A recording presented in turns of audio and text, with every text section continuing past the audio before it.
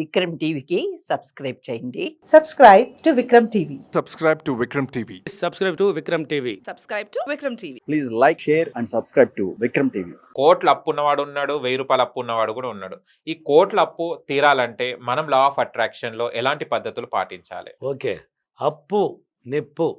అప్పు ఉన్నవాడు ఏం భయపడాల్సిన అవసరం లేదు. అప్పు ఉన్నవాళ్ళు ఎవరైనా సరే అండి, భయపడకండి. అందుకే అప్పులు ఉన్నవాళ్ళు ఏం చేస్తారంటే నా ఫీడ్బ్యాక్లు చూడాలి.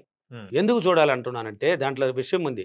నా క్లాసులు ఉన్నాయి కదా, హైదరాబాద్, విజయవాడ, రాజమండ్రి, వైజాగ్, అనంతపూర్, కర్నూలు, తిరుపతి, బెంగళూరు, తొందరలో ఒంగోలు పెడుతున్నాను. ఆ ఫీడ్బ్యాక్లో చూడండి, అదే అప్పుల్లో ఉన్నవాళ్ళు ఎలా తీరినాయి, వాళ్ళకి నా దగ్గర నేర్చుకున్న తర్వాత వాళ్ళ పరిస్థితి ఎలా మారింది, వాళ్ళ జీవితంలో ఎలా చెప్తున్నారని ఫస్ట్ తెలుసుకోవాలి మీరు. అప్పుడే మీకు ధైర్యం వస్తుంది, లేకపోతే రాదు.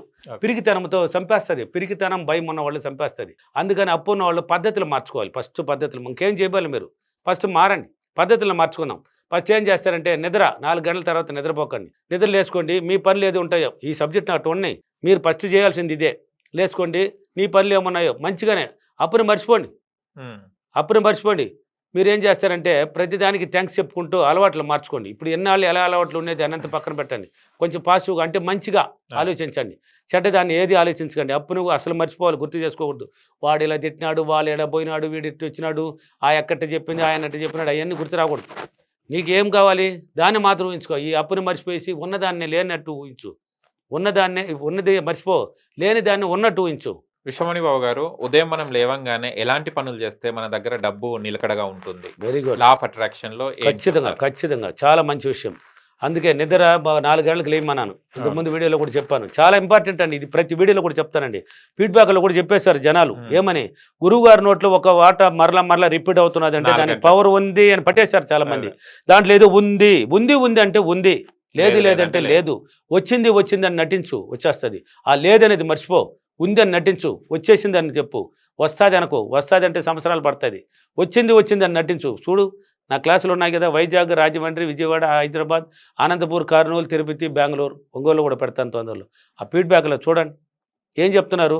గురువు గారు ఉంది అని వచ్చింది అని నటించమన్నారు, వచ్చేసింది. ఒక్క దగ్గర నెగిటివ్ ఉంటే టచ్ అయినా మన ఫీడ్బ్యాక్లో చూడు. ఏరోప్లేన్లో వచ్చినాడంట, ఎయిర్ ఇండియాలో ఎక్కువ రావాలని అనిపించిందంట, వచ్చినాడు ఖర్చు పెట్టుకొని హైదరాబాద్కి, బెంగళూరు నుంచి వచ్చి ఆ ఫీడ్బ్యాక్ ఇచ్చాడు. ఎలా ఉంది చూడు, ఎక్కడ నెగిటివ్ టచ్ అవ్వకూడదు. అయిందంటే మళ్ళీ అక్కడ ఫెయిల్ అవుతుంది.